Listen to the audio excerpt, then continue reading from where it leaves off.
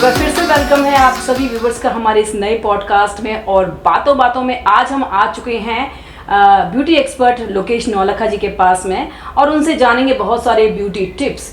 तो मेरे साथ में सीमा भी आई हैं ब्यूटी टिप्स लेने के लिए। और आइए बात करते हैं लोकेश नौलखा जी से, जो है एक ब्यूटी एक्सपर्ट। तो मैम, सबसे पहला क्वेश्चन आपको देखते ही मेरे दिमाग में जो आता है कि हर एक को खूबसूरत दिखने की बहुत चाह रहती है जी। और उसके लिए सबसे अच्छा जो रास्ता लोगों को दिखाई देता है वो दिखाई देता है ब्यूटी पार्लर। जी जी। तो बताइए आप, कितना ज़रूरी है हमारी लाइफ में ब्यूटी पार्लर का होना?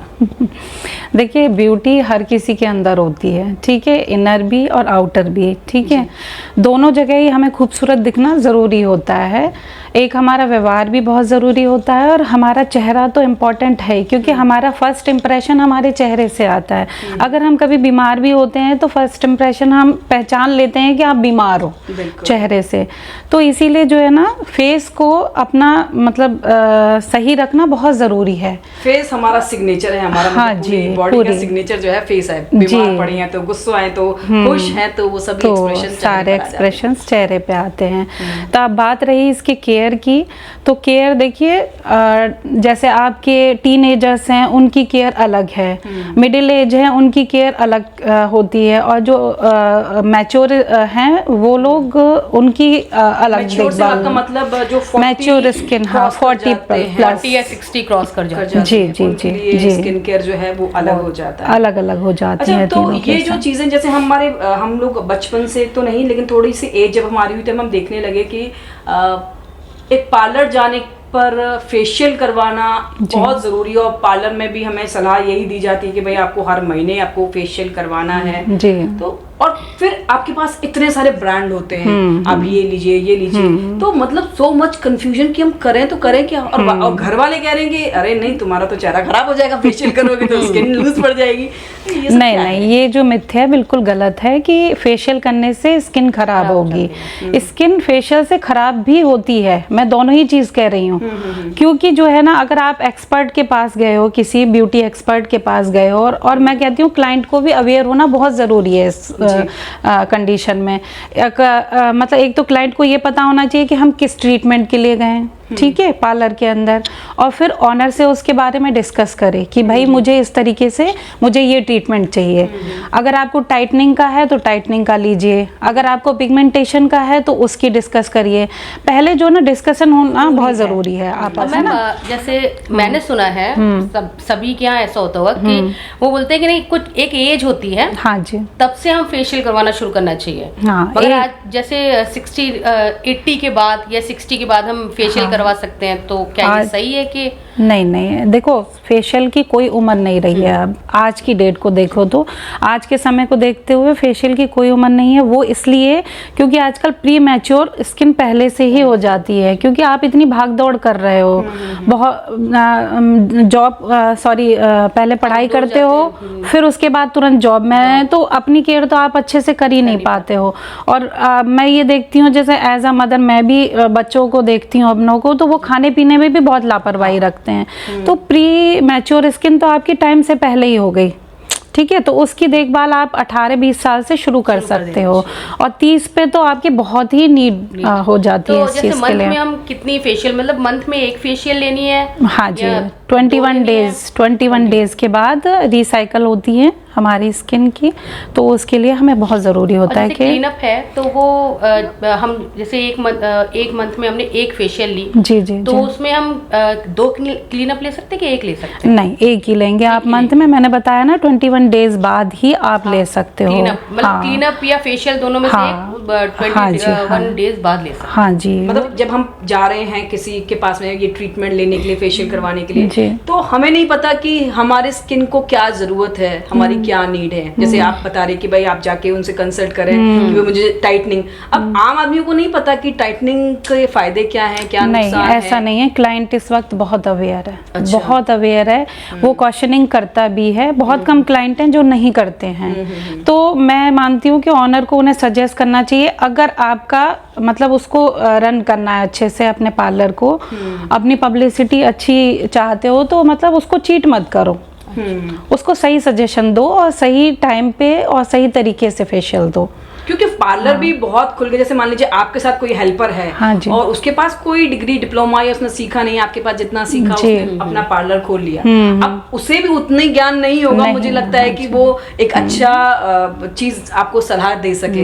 तो ये सारी चीजों को ध्यान में रखते हुए कस्टमर जो अवेयर हो रहा है उसको ये चीज पता होना जरूरी है कि उसे क्या चाहिए, उसे किस तरह की चीजें कई बार जो है ना कस्टमर क्या करता है कि किट लेके पहुंच जाता है पार्लर्स के अंदर कि हमारी किट से कर दो, लेकिन जब वो ऑनर जो है उन्हें सजेस्ट करता है कि ये आपके लिए सही नहीं है। अब मान लीजिए कि आपकी ऑयली स्किन है, ठीक है, अब किट के अंदर तो सारी चीजें हैं, क्रीम भी है और जेल भी है, स्क्रब भी है, सारी चीजें हैं, तो आप जो है ना उन सब से करा लिया और आपने थोप दिया किस पे, जिसने किया है ना। तो आपको क्या करना है कि इतना अवेयर आपको खुद भी होना है, और अगर वो सजेस्ट कर रहा है कि मैम ये आपके लिए ठीक नहीं है, मतलब आपकी अगर ऑयली है तो उसमें क्रीम हम अवॉइड करेंगे। क्रिएटिव फेशियल्स भी होते हैं आजकल, जैसे आपकी स्किन को स्किन के अकॉर्डिंग ही वो मतलब डिसाइड करते हैं हम लोग कि किस तरीके से करेंगे। अच्छा, हाँ। अब स्किन से हटके अगर हम बालों की बात करें, कि पहले क्या है बालों को बहुत ज्यादा लोग ध्यान नहीं देते थे, अब जिसको देखो आप केराटिन करवा लो, आप स्मूथनिंग करवा लो, आप स्ट्रेटनिंग करवा लो। तो मैंने जहां तक जितने वीडियोस देखे हैं, कहीं बोलते कि नहीं भैया बहुत खराब है ये चीजें, केमिकल जा रहा है आपके सिर में, और कहीं बताते कि नहीं आपके बालों की जरूरत है। तो आप बताइए हमारे व्यूवर्स को और हमको कि वाकई कितनी दुविधा या कितना हमारे मिसअंडरस्टैंडिंग। एक्चुअली क्या है, जो अगर समय को देखो, जो ट्रेंड चल रहा है वो ये चल रहा है कि भाई हमें अच्छे बाल दिखने में सुंदर दिखने चाहिए, ठीक है। तो अगर हम ट्रेंड की ओर जाते हैं तो ये चीजें बहुत जरूरी भी हैं। अच्छा, और फैशन के दौर को अगर आप फैशन कैरी कर रहे हो तो ये चीजें बहुत जरूरी हैं, ठीक है। आप सुंदर दिखना चाहते हो, आपने क्वेश्चन किया था कि भाई हम ब्यूटी पार्लर किस लिए जाते हैं, हम सुंदर दिखने के लिए जाते हैं। केराटिन, स्मूथनिंग ये चीजें खराब नहीं है, बट किसी एक्सपर्ट के हाथ हो।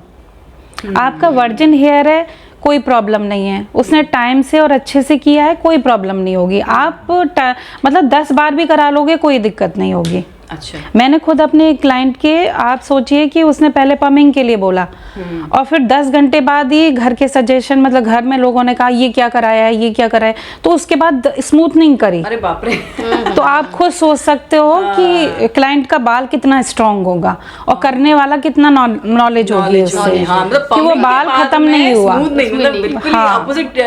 दोनों ही केमिकल हैं और हाई केमिकल हैं।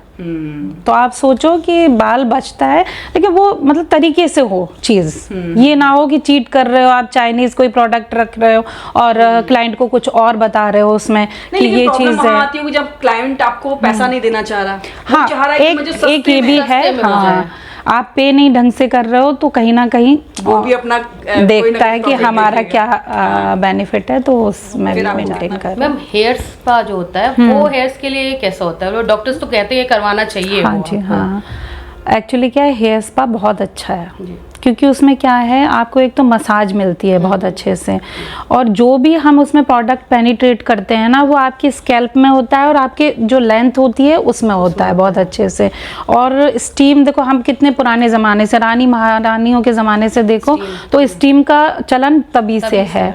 तो हम लोग अगर उसको कंटिन्यू कर रहे हैं, अब चीज़ें चेंज हो गई हैं, मशीनों के द्वारा होने लग गई हैं चीज़ें, लेकिन जो है ना मेथड तो वही है ना, हेयर का केयर करने की, तो वही चीज़ें हैं, बस उसको चेंज कर दिया। बहुत अच्छा है, स्पा में कोई भी दिक्कत नहीं है, आप 15 दिन के अंदर रिपीट कर सकते हो, मतलब मंथ में हम लोग हाँ ले सकते हो आप। अगर ऑयली स्किन है तो उसके लिए बहुत अच्छा मैं एक बताती हूँ कि जैसे वो होता है ना बेसन, घर में बेसन के अंदर आप टमाटर मिलाइए, अच्छा है, बिल्कुल ऑयल खत्म हो जाएगा आपकी स्किन के।